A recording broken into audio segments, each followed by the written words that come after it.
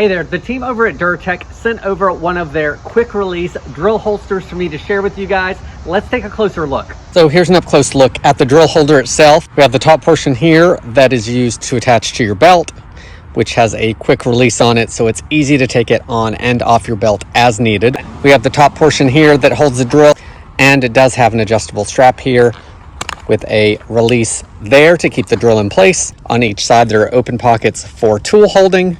In the front we have a large pocket here with a cinch tie that's perfect for keeping screws and small things in place. On the front we have an area for short drill bits, and then on either side we actually have a place for the longer drill bits. To wear this, I took the clip off the back of the holster, attached it to my belt, and latched it down. Then I just put the holster into the clip where it locked in and I was ready to go. This heavyweight holster holds the drill in place with this strap, and I really like that it has room for other things like a couple tools, plenty of drill bits, and screws with that cinch pouch in the front.